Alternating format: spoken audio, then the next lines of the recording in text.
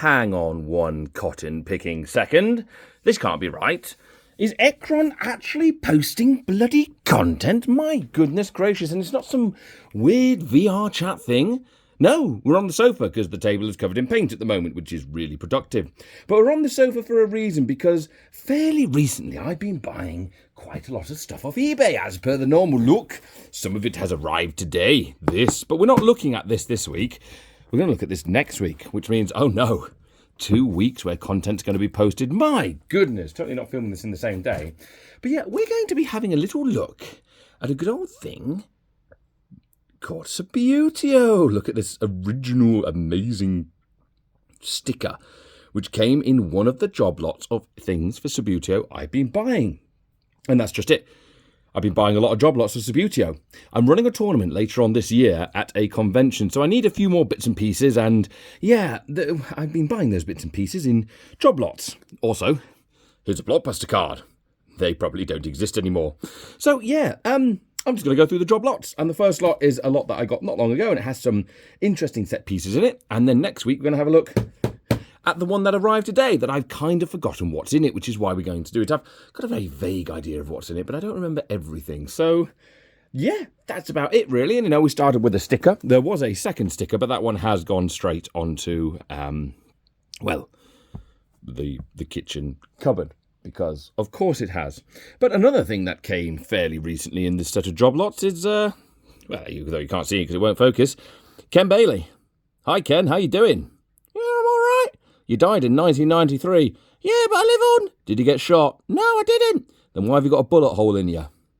Yeah, there's a giant hole right in the middle of Ken. But yeah, Ken was the unofficial England mascot for pretty much every sport ever, from sort of the 1950s up until the 1990s when he died, and this figure appeared on eBay, and I thought, yeah, why not? I have no idea if it's legitimate. The drawing on it looks absolutely awful, but I don't really care because I quite like it personally. Terrible quality, but he will live on in our hearts because why not?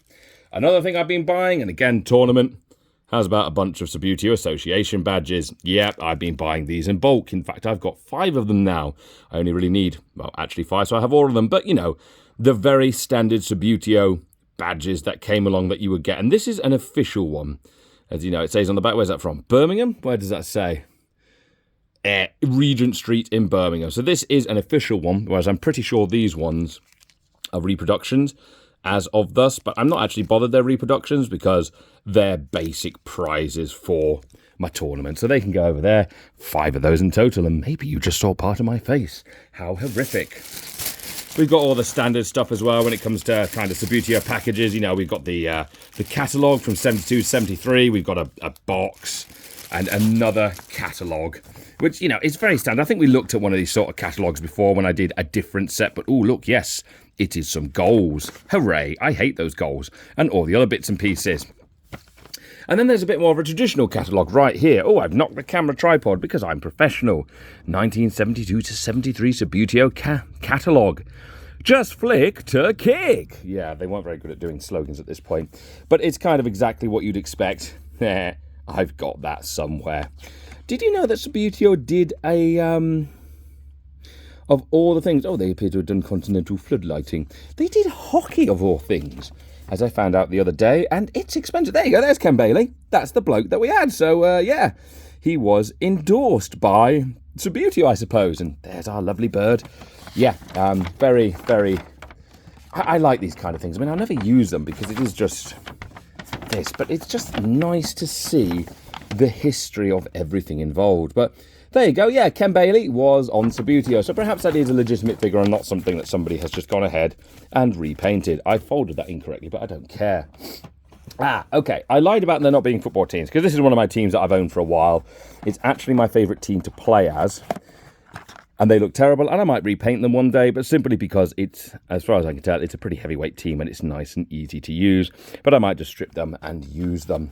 But the thing is, I'm not particularly interested in looking at them because I went on eBay and I've always kind of wanted a Czech Republic team. For no real reason, just I want a Czech Republic team, and Topspin appeared to do that. So, I went ahead and brought a Topspin Spin, which I've never played with before, and it came with all the figures plus a substitute for good measure. And I've not played much Subbuteo, but yeah, they look like they got that very 90s design in the taste of the base, and they're quite nicely painted, probably custom painted by whoever's sold them. It wasn't that expensive. It's only about 18 quid for a custom painted team. That's pretty good. I mean, I've got a custom painted Leicester City kit for the year they won the Premiership, for good measure, and that was about 40 quid a piece. Now, I got those leaflets and stuff through a particular job lot that, I wasn't interested in them, but I was interested in the Subbuteo log books, because, yeah, these are an insight into some kids' football history. And, a logbook, for those of you who, don't know, you're quite used to doing things on your mobile phone, is a book where you write information in and then go, hey, look at my logbook. Yeah, it's amazing. I can refer to this thing 3 weeks ago, or something along those lines. And this particular one, who did it belong to? It belonged to David Miles. So, David, if you're looking for your logbook from 1970 to 71, good for you. It's mine now. But yeah, you can see decent teams here, I had the feeling he might not have owned this originally, or he fell out with some players. Yeah, but, Pele, there you go. I recognise that one for Great Britain for some reason. But yeah, it's just a thing where you add scores in. I could probably find out exactly what these games were if I wanted. Capacity 49,000, West Ham. I think he might have been a West Ham fan, personally. But yeah, these are logbooks, and there's not much else in this one. I'm trying to get my hands on a logbook that has been fully filled out at the time, and this one has a little bit more to it. George Steffens, I probably shouldn't include that because that's an address, but I'm going to, because what are you going to do about it, George? Are you going to come and tell me off? You shouldn't. I'm probably doxing you, so actually maybe I will blur that. But yeah, Tottenham Hotspur, so there you go. Maybe this was George's team. The handwriting doesn't match. It's also apparently Liverpool and Liverpool and Liverpool, so hey-ho. But yeah, and it's the same sort of thing where, he's filled out some information, much more concise on this one, to be fair. Very nice, very nice. Mr. Muller, Pele, again, for the rest, why not? And a little bit there, and it goes on a bit. There's some scores. Oh, look at that. Liverpool drew 1-1. Wolves lost to Everton, and nobody cares about United or City. And a bit more here. You sort of see, the FA Cup. Round for the final, Liverpool beat Man United 3-1 in the final. And the cup winner, they were Liverpool. Who would have figured? And, memorable matches as well, just for you to write things down. I mean, was this a real one, or was this their Subbuteo? Who knows? Who cares? Not really me, but yeah, that one's pretty full, so I quite like that. But they are the only logbooks I've got. Goalkeepers that are interchangeable. 4 diving and 2 jockey-capped goalkeepers with new style, interchangeable rods. Ooh, I'd like to have an interchangeable rod. Sounds a bit dirty, really. But yeah, is it this way? It is this way. And I must admit, I never really saw the point of these personally, but that's because every team I have has a goalkeeper, and it's pretty simple how these work. You take your rod, and you grab a player. We're going to take this yellow diving player, and you stick your rod into his hole like that. Ooh, I'm going to get myself demonetised, and you've got a goalkeeper. I suppose if you were doing for penalty shootout and you wanted your goalkeeper to be diving for that rather than, say, like this one right here, diving, you could have him standing at the ready like a good goalkeeper is, ready to stop the ball. I'm going to stop the ball this time, Timmy. Honestly, I'm gonna. Yes, you are. Are you proud of me, Ken? Yeah, Ken will be proud of him. Ken was awesome from what I've read. But yeah, interchangeable goalkeepers, they are a thing. Why? I don't bloody know. Must have been a new way to make some more money, he says as he immediately drops it. But whatever works. Also, can you tell which side has been facing the sun? Bally typical, isn't it? Go on then, get back in there. Let's keep rolling around and... okay. Fencing. Yep, I need fencing because I'm running 3 games at once. The favorite thing about this is when you find, like, these adverts and things. I did actually go back on and re-sellotape most of the adverts back in. So, you've got your hijacks and bird's eye, tomatoes from Italy, shreddies, access or flexible friend. That's not something we should be advertising on YouTube. All these little bits and pieces. And I just like that because, again, it's a look into the history of the time, whatever the time was. I have not checked if this is complete, but I have so many of these sets that are not complete from various collections, it doesn't really matter. This is a thing. It is a goalkeeping practice. So you put rubber bands on here and then flick the ball towards it and it bounces off at an angle and you practice. I don't really know how it works, but I know that's what it is. This is one of the things I actually brought this job lot for, because this is all one job lot pretty much, minus the logbooks. They came from something else, but I needed some of these figures for my tournament. The throw-in figures, no in is here, and it's pretty simple. You put the ball on there, and you kind of flick back on the ball, and he kind of bends down like this, and he throws the ball in. So, yeah, there's two of these. I'm playing 3 games at once, so hopefully there won't be 3 throw-ins at exactly the same time. Otherwise, that could be a bit problematic. There was also the live action accessories, corner kickers. Yes, I needed one of these as well. And I don't understand this box design. It's because it's supposed to open, but it doesn't. I have the feeling that something's not right here. But there you go. It's these geezers right here, and they kick the ball.